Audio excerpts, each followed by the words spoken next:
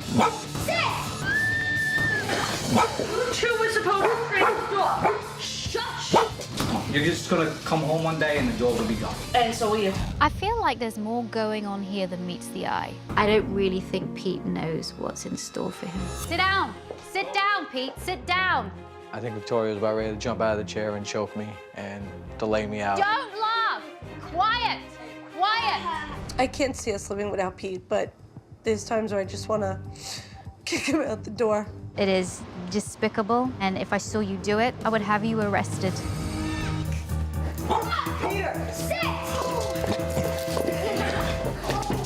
My name is Kelly. I live here with my husband, Peter, my son, Sean, my son, Petey, and my daughter, Caitlin. Brooke started out chewing up the furniture, chewing up phone charges. Video games. The bunk beds cost me about $800. You can see the damage. One more thing. I find something chewed, I gotta replace some, it's gone. My dad threatened to get rid of Brooke all the time. You gotta help us. Otherwise, the dog's gonna be gone. What was the agreement that we made when we got this dog? Me and you were trying dog. Okay, then don't worry about me. What about you? My father does not help out with the dogs. He would just sit there and yell at them. No! Get down! Drop! No! No! Back up! Back up! I just want the dog gone. And with Brooke, well, she's a menace to society. She is. He eats everything, toys. She eats everything I own. Cell phone She charger. ate my cell phone chargers. Cell phones. Ate one of my phones. Why do you think she's doing it? Not enough stimulation. Now, whoa, wait a second. What did you do there? Whacked her. You whacked her? Do you do that a lot? All the time, both These of them. two. Oh, right. When I saw Caitlin hitting Brooke, I was shocked because neither Kelly nor Pete did anything about it. Any dog can be provoked to react negatively if they are teased or if some sort of pain is inflicted upon them. Are there arguments in this house over the dogs? Huge arguments. He's selfish. Chaotic. Who's selfish? Pete You're is. Why do you say that? Because it's whatever he wants, that's the way it is, and he doesn't help. It's what he wants to do first, and he doesn't consider anybody else before that. I'm not home all the time. When I come home, I like the house clean. I have a high standard. Okay. And screams a lot. You scream. Yeah, a lot. I scream at them. Why do you scream? Is it because why do you scream? I just scream. Don't know why. One thing that you can put into your brain, store away, lock up, is that all the shouting, all the fighting really affects the dog in a stressful way, both dogs. And you know, one of the reasons why dogs chew is because they get sometimes upset. The way I feel about Brooke, it's really hard to explain. I really don't feel like I have time at all for the dogs. What do you want for the dogs? I want Princess to stop being so fearful of people. I want Brooke to be able to stay with us without consequences, and I want Princess and Brooke to be happy living with us. The reason why Princess doesn't come near you is because when she was first home with us, you beat her up. What did you do? When you say beat Princess up, what did you do? She came at me. She never came at you. She came at She me. never came at you. What did you do to I her? popped her in the nose, right in the snout. And then He since then kicks she the hasn't. dogs, he punches dogs. You do. He's kicked Oh, Brooke in the really? ribs. I'm not a violent person, but if I saw Pete doing what I hear he does to his dogs, I would take him down. There is nothing worse, I tell you, than somebody that takes out all their frustration on vulnerable beings. You kick dogs, you do that kind of thing. I don't care whether you tapped her on the nose, you hit her on the bum, you kicked her in the ribs, whatever. It's abuse. It is absolute abuse, and you know, it is despicable. And if I saw you do it, I would have you arrested. I would have you arrested for abuse. I would do that. I really wanted Pete to know that his behavior was not just affecting the dogs in a negative way, but affecting his family, especially his children. It's not a big leap now to think that Caitlin might have just learnt that it was okay to hit the dogs by witnessing her father do it. One day the dogs are gonna come. They're gonna remember it. They're gonna bite your kids. That happened in the past, and You know, that was when I was younger and stupid. Has he ever admitted it before? No. So do you see that as progress? Absolutely.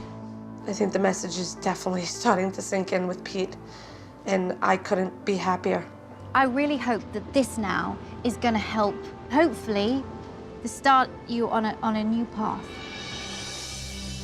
I think Peter's made some real progress, but I wanted to show him that the way he interacts with his dogs and his family are going to have a real influence on their behavior.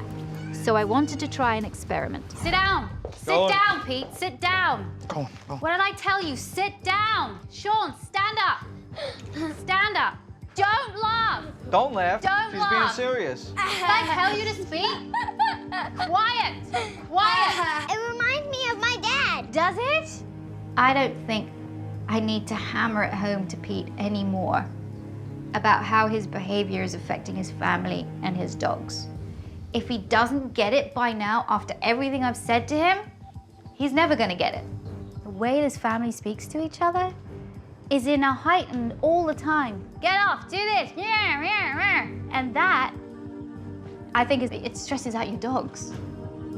I think Pete not only needs to learn a bit of positive reinforcement with his dogs, but also with his children and with his wife.